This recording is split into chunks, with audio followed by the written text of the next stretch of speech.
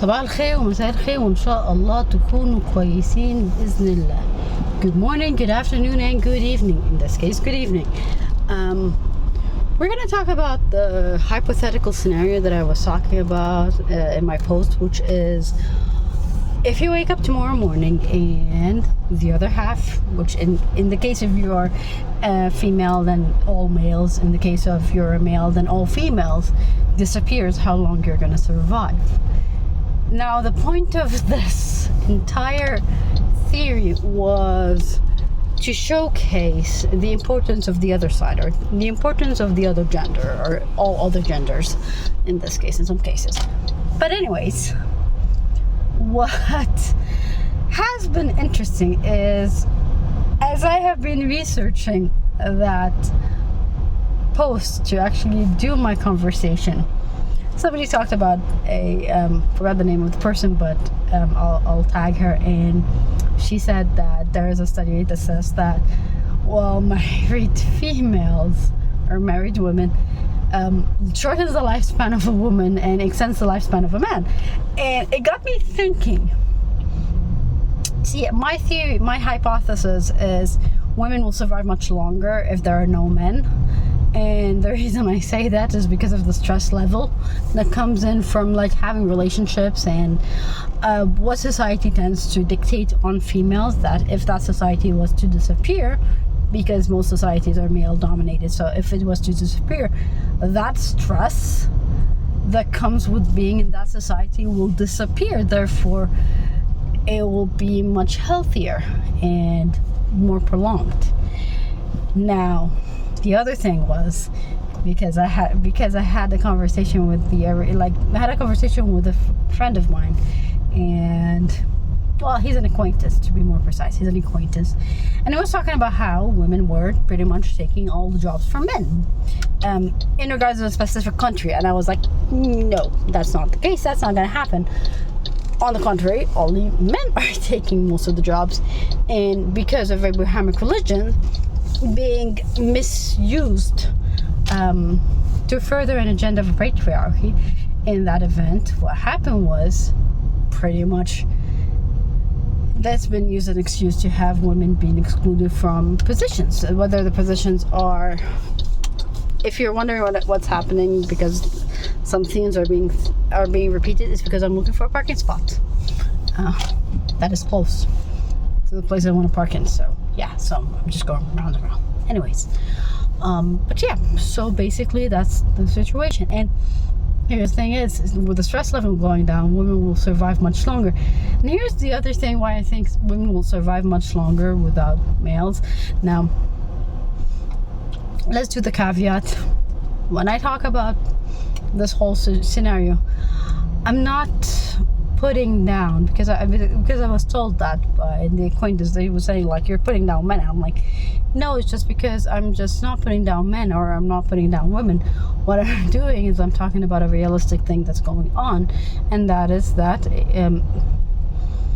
whether it's Abrahamic religion or whether it's other religions, it's being used to pretty much not let women get their full potential. Not only that, but also there's a new movement in the Arabic LinkedIn that has been talking about how certain religion is saying that women should not work unless it's absolutely necessary, and they're using a phrase from the Quran that upon translation actually means totally different from what they actually mean. Now, the word is al-Qurna.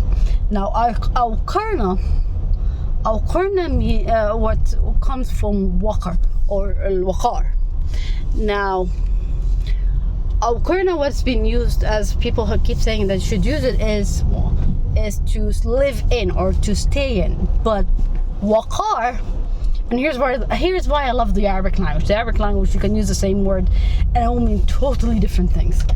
Waqar comes from virtue, which means respect. It comes from virtue and respect, and what that word means is to respect thy house. in literally what it means, what that thing is it's because it says like and it says, and it's to respect thy house, which in that event does not mean that a woman should stay in the house and should not work because she's there for respecting the house. Oh no, it does not mean that at all. And the person who was like explaining that to me actually is a great cousin of mine, and he's an Islamic scholar. And I was talking to him, I'm like, I don't understand that part. And I started telling him the thing. He goes like, that basically means to respect thy house. And I'm like, okay, so respect thy house how? And he goes like, well, you're not supposed, he's like, if you're married, you're not supposed to like cheat on your husband or your spouse. And I'm like, okay, logic. He goes like, yeah, and you're supposed to like coexist together. You're basically complementing each other. If you both of you agreed that one person works and is a bread and the other person stays at the house to take care of it, doesn't matter if it's like the man or like the woman. It does not matter as long as you just one is like the breadwinner, or if both is the breadwinner. Then in this case, that both have to like do equal shares, and it's all about being a partnership. No one is superior than the other, and no one is better than the other. And this is going back to the hypothetical theory of if half of the population, or then the other half of the population disappears. Why I keep saying that women are going to live forever is because this is the second thing about sadly about a lot of Arabian men do that, and that is they use their religion for other reasons. They nitpick it. It's kind of like how preachers nitpick from the Bible to like mean other things, and they're sitting go like, yeah, but the Bible doesn't say that, the Bible says that, and goes like, yeah, well, this is what we think. And it's that nitpicking that has stifled women. It has stifled us within society for a very long time, and I think it's about high time we actually take control and take it back. And I think it's about high chance we actually really coexist together, and live together and be together. And actually, no one is better than the other one. No one is better than this person. You can't just say that. You just do what you have to do, and you know what, you're gonna be fine. And this is how I wanted to conclude it, is again, it is not about this person is better than that person or that person is better than that person.